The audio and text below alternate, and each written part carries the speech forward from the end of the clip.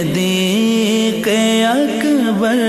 ہے۔ بسم اللہ الرحمن الرحیم۔ الحمد للہ رب العالمین، الصلاة والسلام علی رحمت للعالمین، خاتم الانبیاء والمرسلین، امام الاولین والآخرین،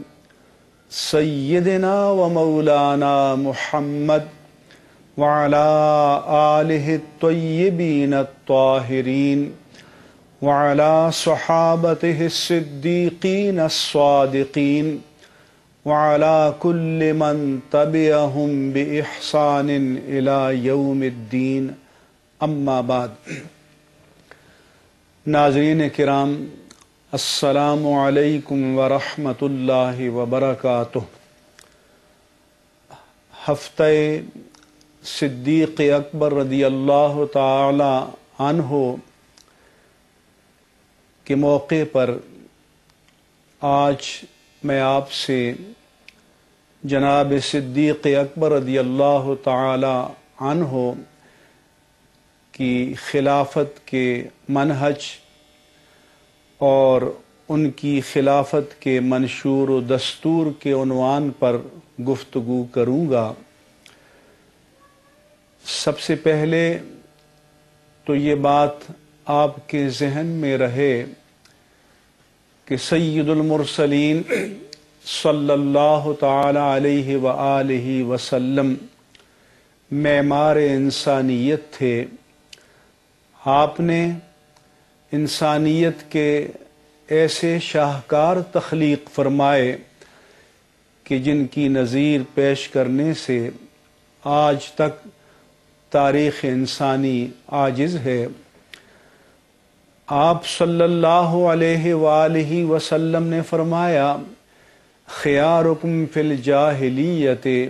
خیارکم فی الاسلام، الناس معادن،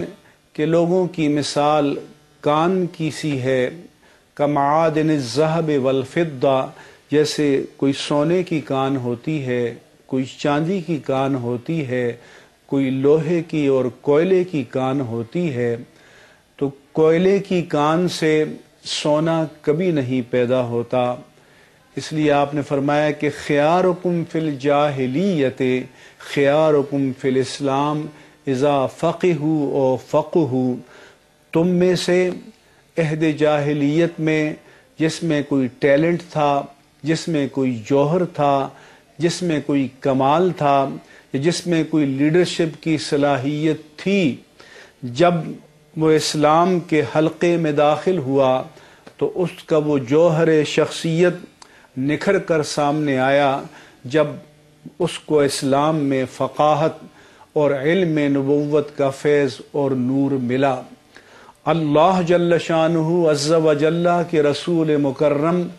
صلی اللہ علیہ وآلہ وسلم نے صحابہ کرام کی شخصیات میں جو مستور قابلیت تھی، جو پوشیدہ جوہر تھا، جو ٹیلنٹ تھا، یا ان کی شخصیت کا جو کمال عیاں تھا، لیکن وہ کفر کے لیے استعمال ہو رہا تھا یا باطل کے لیے استعمال ہو رہا تھا، اللہ کے رسول نے اس کی اصلاح کر کے اس کا رخ اسلام کی طرف پھیر دیا۔ چنانچہ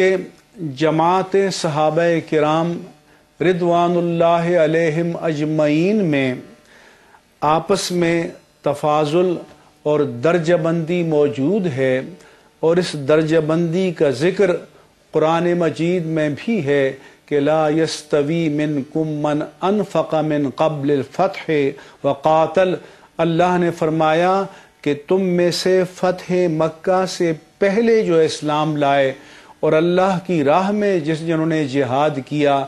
بعد والے ان کے مقام اور مرتبے کو نہیں پا سکتے۔ کلم وعد اللہ الحسنہ، یہ الگ بات ہے کہ اللہ تعالیٰ نے سب سے اجر حسن کا وعدہ فرما رکھا ہے۔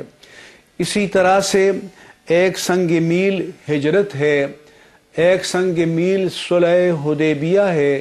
ایک سنگ میل غزوہ بدر ہے، اور ایک وہ کہ جب جو لوگ اس وقت اسلام لائے جب مسلمانوں کی مجموعی تعداد ابھی 40 کو بھی نہیں پہنچی تھی، ان میں بھی حضرت ابو بکر صدیق رضی اللہ تعالیٰ عنہ اقدم فی الاسلام، اسبق فی الاسلام، اور اسلام قبول کرنے میں سب سے سبقت لینے والے ہیں۔ پھر انہوں نے زندگی کے سارے شب و روز رسول اللہ صلی اللہ علیہ وآلہ وسلم کی معیت میں، صحبت میں، نصرت میں گزارے، اور فیض نبوت سے، انوار نبوت سے جس نے سب سے زیادہ فیض پایا ان میں جناب صدیق اکبر رضی اللہ تعالیٰ عنہ کی شخصیت سب سے نمایاں ہے۔ چونکہ آپ میں لیڈرشپ کا، قیادت کا جوہر موجود تھا، اس لیے اللہ جل شانہ عز و جل کے رسول مکرم صلی اللہ علیہ وآلہ وسلم نے اپنی حیات مبارک میں ایسا اقدام فرمایا، ایسے بعض فیصلے کیے تاکہ امت کو معلوم ہو جائے کہ آپ کے بعد سب سے پہلے آپ کی نیابت کا اہل کون ہے، کیونکہ آپ یہ ارشاد فرما چکے تھے کہ کانت بنو اسرائیل تسوسہم الانبیاء الا انہ لا نبی بعدی، کہ بنی اسرائیل میں سیاست رانی اور مسلمانوں کی جو اجتماعی معاملات کی امامت و قیادت تھی وہ انبیاء کرام فرمایا کرتے تھے، مگر آپ نے فرمایا کہ اب مجھ پر سلسلہ نبوت ختم کر دیا گیا ہے، میرے بعد کوئی نبی نہیں آئے گا۔ فرمایا کہ سیکون فیکم خلفاء، تو تم میں خلفاء ہوں گے جو نبوت کے مشن کو نہ صرف قائم رکھیں گے بلکہ اس کو آگے بڑھائیں گے اور اس کو مزید عروج اور ارتقاء عطا کریں گے۔ چنانچہ آپ صلی اللہ علیہ وآلہ وسلم نے اپنی حیات مبارکہ میں حضرت ابو بکر صدیق رضی اللہ تعالی عنہ کو اپنی امامت میں اپنا نائب مقرر کیا، اور آپ کی حیات طیبہ میں جناب صدیق اکبر نے 17 نمازوں کی امامت فرمائی۔ چنانچہ جب آپ خلیفہ بن گئے اور حضرت علی المرتضیٰ رضی اللہ تعالی عنہ سے پوچھا گیا کہ ان کی خلافت کے بارے میں آپ کیا کہتے ہیں، تو آپ نے فرمایا کہ جس شخص کو اللہ کے رسول نے ہمارے دین کا امام بنایا ہو اسے ہم اپنی دنیا کا امام کیوں نہ تسلیم کریں۔ اور رسول اللہ صلی اللہ علیہ وآلہ وسلم نے فرما دیا تھا کہ لا ينبغی لقوم فیہم ابو بکر ان یؤمہم غیرہم، کہ جس قوم میں ابو بکر موجود ہوں اس قوم کے شایان شان یہ ہرگز نہیں کہ ان کے سوا کوئی اور ان کی امامت کرے۔ اسی طرح سے آپ نے 9 ہجری میں جب حج فرض ہوا تو جناب صدیق اکبر کو امیر الحج بنا کر اس بات کی طرف اشارہ کر دیا کہ آپ کے بعد اگر کوئی آپ کی جانشینی کا سب سے زیادہ جماعت صحابہ میں اہل ہے تو وہ ابو بکر صدیق رضی اللہ تعالی عنہ ہیں۔ چنانچہ جب رسول اللہ صلی اللہ علیہ وآلہ وسلم نے وصال فرمایا تو ایک بحران پیدا ہوا، کیونکہ صحابہ کرام رضوان اللہ تعالی علیہم اجمعین ذہنی اور فکری طور پر اس کے لیے تیار نہ تھے کہ اللہ کے رسول پردہ فرما سکتے ہیں۔ حضرت عمر فاروق رضی اللہ تعالیٰ عنہ جیسے جلیل القدر صحابی تلوار لے کر میدان میں آئے اور فرمایا کہ جو یہ کہے گا کہ اللہ کے رسول وصال فرما چکے ہیں میں اس کا سر قلم کر دوں گا۔ اتنے میں حضرت ابو بکر صدیق رضی اللہ تعالیٰ عنہ سامنے آئے، آپ مسجد نبوی میں تشریف لے گئے، خطبہ ارشاد فرمایا اور فرمایا کہ من کان یعبد محمدا فإن محمدا قد مات ومن کان یعبد اللہ فإن اللہ حی لا یموت۔ پھر آپ نے قرآن کی یہ آیت تلاوت کی کہ افإن مات او قتلا انقلبتم علی اعقابکم، کہ فرمایا کہ تم میں سے جو محمد صلی اللہ علیہ وآلہ وسلم کی عبادت کرتا تھا تو وہ تو وصال فرما چکے، لیکن تم میں سے جو اللہ کی عبادت کرتا تھا وہ ہمیشہ ہمیشہ قائم رہنے والا ہے، ازلی ہے، ابدی ہے، اس پر کوئی زوال اور فنا نہیں ہے۔ پھر آپ نے قرآن مجید کی یہ آیت تلاوت فرمائی کہ تم سے پہلے رسول آئے اور گزر گئے، اگر اللہ کے رسول وصال فرما جائیں، یہ بفرض محال ان کی شہادت ہو جائے تو کیا تم الٹے پاؤں واپس پلٹ جاؤ گے؟ تو صحابہ کرام نے بیان کیا کہ ہمیں ایسا لگا کہ جیسے قرآن کی یہ آیت آج ہی نازل ہوئی ہے۔ پھر جب مجلس شورا میں آپ کو خلیفہ منتخب کیا گیا اور مسجد نبوی میں آپ کے ہاتھ پر بیعت عام کی گئی، بیعت خلافت اور بیعت امارت، جس کو آج کل کی اصطلاح میں ہم ریفرنڈم سے تعبیر کر سکتے ہیں، تو پھر آپ نے اپنا اولین خطبہ خلافت ارشاد فرمایا، جسے ہم آپ کی خلافت کا منشور بھی کہہ سکتے ہیں، آپ کی خلافت کا دستور بھی کہہ سکتے ہیں، اور میں یہ فخر سے کہہ سکتا ہوں کہ اگر آج کی متمدن دنیا میں دستور کو جو رائج ہیں ہٹا دیا جائے اور چند جملوں پر مشتمل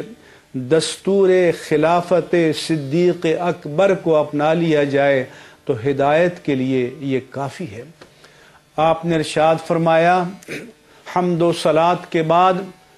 کہ یا ایھا الناس فإنی قد ولیت علیکم ولست بخیرکم، اے لوگو مجھے تم پر والی بنا دیا گیا ہے، حاکم بنا دیا گیا ہے، اور میں یہ دعویٰ نہیں کرتا کہ میں تم میں سب سے بہتر ہوں۔ فإن احسنت فأعینونی وإن اسأت فقومونی، اگر میں جادہ مستقیم پر چلوں، اگر میں منہاج نبوت پر ٹھیک ٹھیک چلوں تو تم پر میری اعانت، سپورٹ، مدد دینا لازم ہے، اور اگر خدا نخواستہ میں جادہ مستقیم سے ہٹ جاؤں تو تم مجھے سیدھا کر دینا۔ یہاں خلافت کا، حکومت کا پہلا اصول آپ نے یہ بتایا کہ اللہ کے رسول کے علاوہ کوئی حاکم مطاع مطلق نہیں ہے، اس کی غیر مشروط اطاعت واجب اور لازم نہیں ہے، کسی بھی حاکم وقت کی اطاعت اس وقت تک لازم ہے اور مشروط ہے اس بات سے کہ اس کا حکم اور نظام اللہ اور اس کے رسول کے احکام اور شریعت کے تابع ہو۔ آپ نے فرمایا کہ الصدق امانہ والکذب خیانہ، سچائی امانت ہے، جھوٹ خیانت ہے۔ آپ نے فرمایا کہ الضعیف فیکم قوی عندی حتی ازیح علیہ حقہ انشاءاللہ، تم میں سے جو کمزور ہے وہ میرے نزدیک طاقتور ہے تا وقت کہ ظالم سے میں اس کا حق چھین کر اسے لوٹا نہ دوں۔ والقوی فیکم ضعیف عندی حتی آخذ منہ الحق انشاءاللہ، اور تم میں سے جو بظاہر طاقتور ہے، جتھے والا ہے اور طاقت والا ہے، یا جس طرح آج کل رسہ گیر اور دادا گیر ہوتے ہیں،